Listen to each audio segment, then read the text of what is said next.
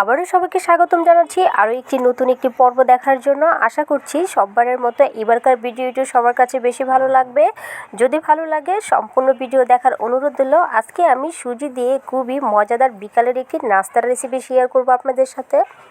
তো কথা না বাড়িয়ে মূল প্রসেসে চলে যাচ্ছি। এখানে একটি কড়াইয়ে আমি মেজারমেন্ট কাপের 1 কাপ অর্থাৎ আর আধা কাপ পানি দিয়েছি। তারপরে পানিটা যখন কিছুটা পরিমাণে গরম হয়ে গিয়েছে, এখানে আমি হাফ চা চামচের মতো দিয়েছি ঘি, তারপরে দিয়ে দিয়েছি স্বাদ মতো লবণ। এখন পানিটা যখন বয়েল হয়ে যাবে তখনই আমি 1 কাপ সুজি নিয়েছি, সেই সম্পূর্ণ সুজি ঢেলে দিচ্ছি। সুজিটা যখন ঢালবেন চুলাটা একেবারে কমিয়ে রাখবেন। তারপরে এইভাবে প্যাচালার দিয়ে খুব ভালো করে মিক্স করে নেবেন। খুব তাড়াতাড়ি করে কাজটি করতে হবে, আর না হলে দলা পেকে যাওয়ার চান্স আছে। তো এইভাবে 2-3 মিনিট রান্না করে নেওয়ার পরে আমার সুজির ডো একেবারে পারফেক্ট। চুলা থেকে নামিয়ে ঠান্ডা করে নিচ্ছি। এখন পুরগুলো তৈরি করে নিচ্ছি।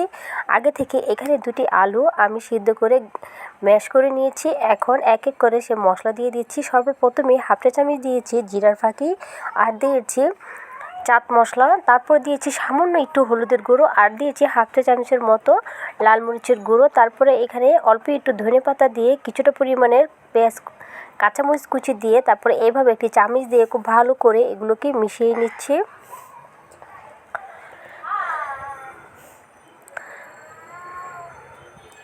তারপরে সবশেষে এখানে দিয়ে দিচ্ছি লবণ।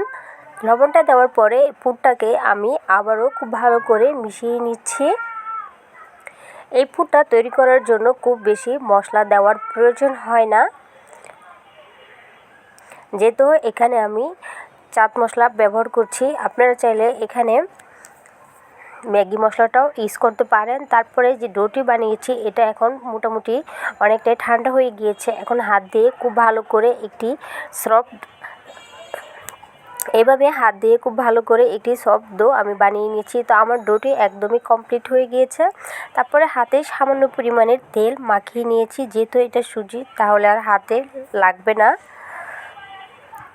তো এইভাবে 2 হাতের তালুতে নিয়ে একটু চ্যাপটা করে এইভাবে একটি প্লেট বানিয়ে নিচ্ছি, যেহেতু এটার ভিতরে আমরা পুর ব্যবহার করব। তারপরে এইভাবে চামচ দিয়ে কিছুটা পরিমাণের পুর দিয়ে দিয়েছি। এইভাবে চতুর্দিকে এনে এনে মুখটাকে কভার করে দিচ্ছি। তারপরে এভাবে আরেকটু হাতের তালুতে নিয়ে এভাবে গোল আকারের শেপ দিয়ে একটু সামান্য চ্যাপটা করে নিলে আমাদের নাস্তা তৈরি হয়ে যাবে।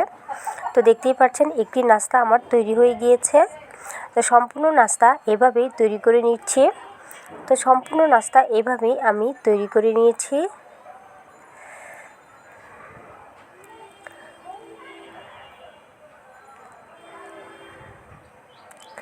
তারপরে 2 হাতের আঙুলের মাথায় একটু সামান্য তেল লাগিয়ে আমি উপরটা এভাবে একটু ডিজাইন করে দিচ্ছি, যেন দেখতে আরও বেশি ভালো লাগে।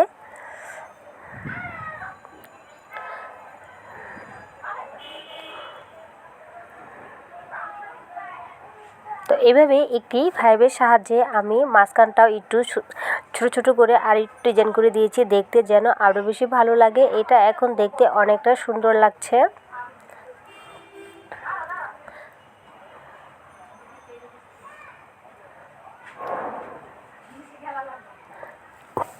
তো দেখতেই পাচ্ছেন এইভাবেই সম্পূর্ণ নাস্তা আমি তৈরি করে নিয়েছি। এখন দেখতে আরও বেশি ভালো লাগছে।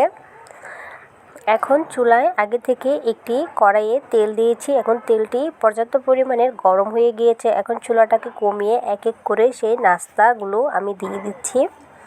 এ পর্যায়ে চুলাটাকে অবশ্যই কমিয়ে রাখতে হবে।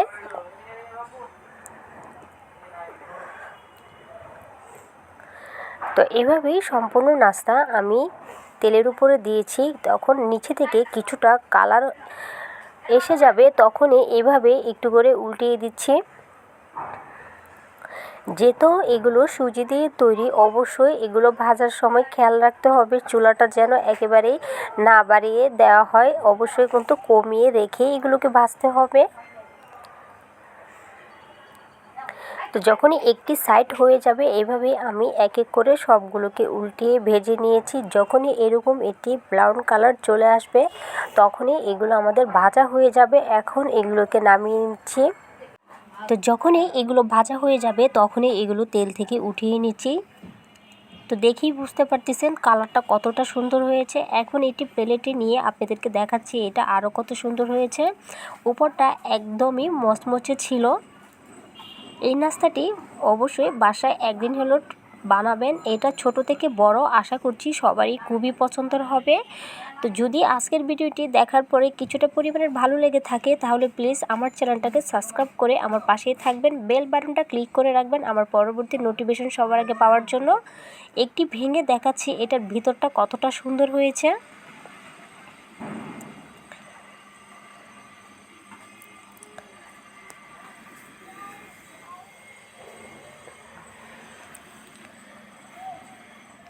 তো একটি আমি ভেঙে দেখাচ্ছি আপনাদেরকে ভিতরটা কতটা সুন্দর হয়েছে। একদমই পুরে ভরানো ছিল আর এত বেশি মজাদার ছিল যা বলার মতো না।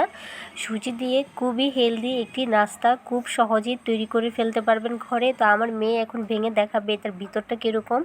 তো দেখতেই পাচ্ছেন ভিতরটা কত সুন্দর হয়েছে। তো আজকের ভিডিওটি এই পর্যন্তই ছিল। সবাই অনেক বেশি ভালো থাকবেন, সুস্থ থাকবেন। আল্লাহ হাফেজ।